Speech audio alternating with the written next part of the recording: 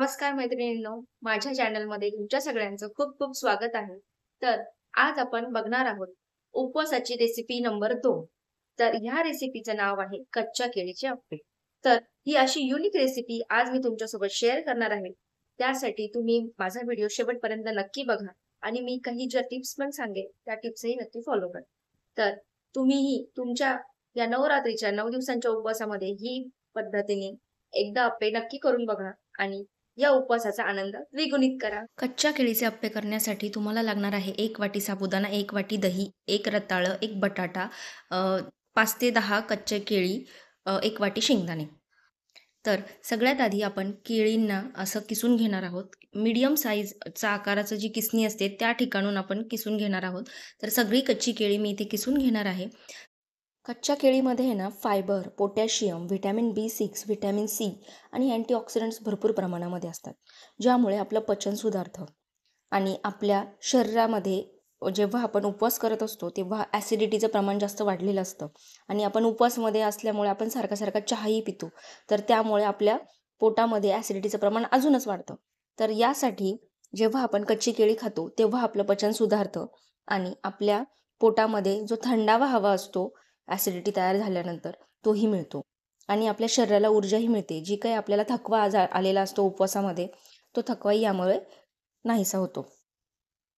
तर इथे मी सगळ्या कच्च्या केळी म्हणजे 5 ते 10 कच्ची केळी जी होती ती मी सगळी किसून घेतलेली आहे.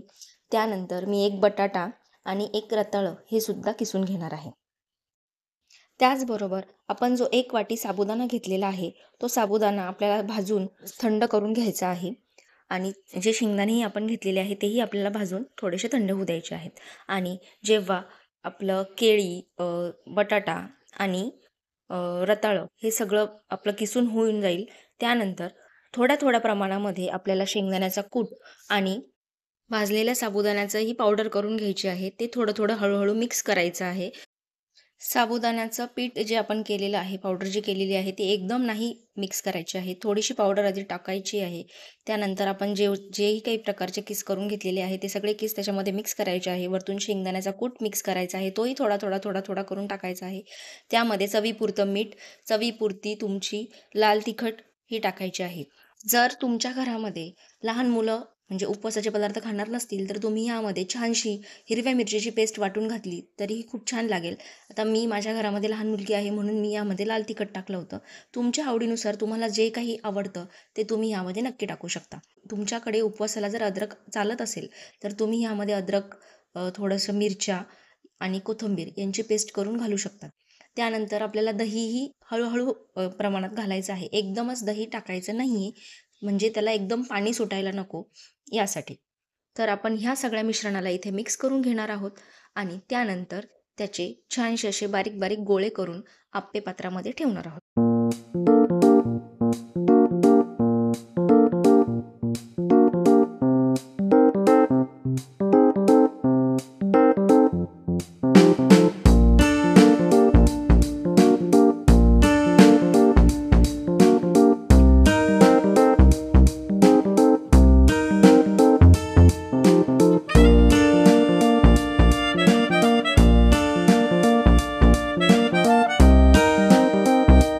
रेसिपी करता माझ्या डोक्यात असा एक विचार आला होता, की याचं आपण जे पराठे करतो, कापडावरती ठेवून जे आपण धपाटे करतो, कापडावरती थापून किंवा थालीपीठ म्हणतात काही लोकं त्याला. जे कापडावरती थापून असं छानसं थालीपीठ बनवून जे आपण तव्यावर टाकतो, तसंही जरी या पिठाचं बनवलं ना, तरीही ते फार टेस्टी आणि खरपूस होणार आहे. मी तयार केलेल्या ह्या मिश्रणाचे अप्पेच करण्याचा डिसिजन ह्यासाठी घेतला, की मला कमी ऑइली खायला आवडतं. मला जास्त ऑइली, तेलकट खायला आवडत नाही म्हणून. पण तुम्हाला जर हवं असेल तर तुम्ही छानसे याचे भज्यांसारखे अ, तळूनही घेऊ शकतात ह्या मिश्रणाला. तेही खूप छान लागू शकतं. तुमच्याकडे जर एअर फ्रायर असेल तर छान छोटे गोळे करून गोल गुलाबजामुनसारखे तसेही तुम्ही एअर फ्रायमध्ये वरच्यावर थोडंसं ऑइल स्प्रेड करून छानशी तुम्ही तसेही एअर फ्राय करून घेऊ शकता. तीही एक रेसिपी छानशी टेस्ट देऊ शकते. तुम्ही ह्या सगळ्या रेसिपींना नक्की एकदा ट्राय करून बघा आणि मी ज्या प्रकारे अप्पे केले तेही नक्की एकदा ट्राय करून बघा.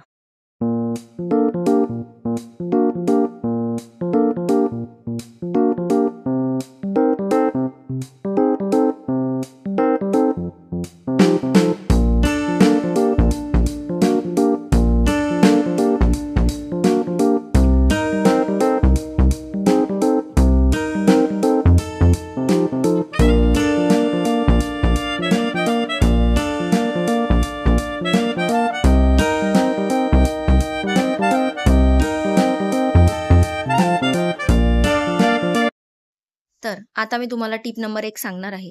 जेव्हा तुम्ही अप्पे करतात, तेव्हा त्याला थोडंसं आतून भाजण्यासाठी वेळ द्या. माझं कसं होत होतं, जे मिडलला जे 3 अप्पे होते, ते लवकर शिजून जात होते आणि आजूबाजूचे अप्पे हे लवकर शिजत नव्हते. तर तुम्ही करतांनी एकतर कमी गॅसवर ठेवा किंवा मग तुमची फ्लेम अशी ठेवा, की जी सगळ्या अप्पे पात्राला लागेल.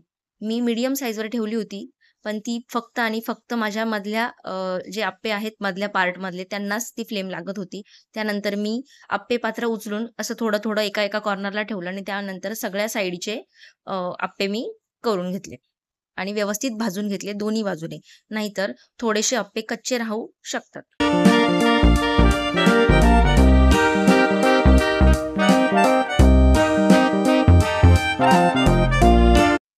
ह्या 2 छोट्या-छोट्या अशा टिक्कीही बनवल्या होत्या. म्हणजे छोटे-छोटे पॅनकेक्सही बनवले होते. तुम्ही मुलांच्या टिफिनसाठीही असे छोटे-छोटे पॅनकेक्स करून देऊ शकतात. हेही खूप प्रोटीन पॅक पदार्थ आहे हा. ह्यामध्ये असलेला बटाटा, केळी आणि रताळं ह्या पदार्थांना खूप असं अँटीऑक्सिडंट्स भरपूर किंवा फायबरयुक्त आणि प्रोटीनयुक्त असा पदार्थ बनवतं. त्यामुळं तुमच्या मुलांच्या टिफिनमध्ये अशा टिक्कीज तुम्ही नक्कीच बनवून देऊ शकतात.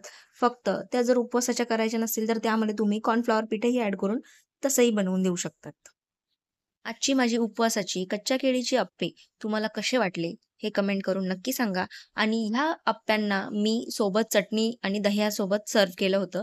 चटणी मी शेंगदाणे, मिरची आणि खोबरे असं मिक्स करून त्याची छानशी चटणी बनवली होती. तर भेटूयात पुढच्या अशाच एका छानशा रेसिपीसोबत. तोपर्यंत बाय.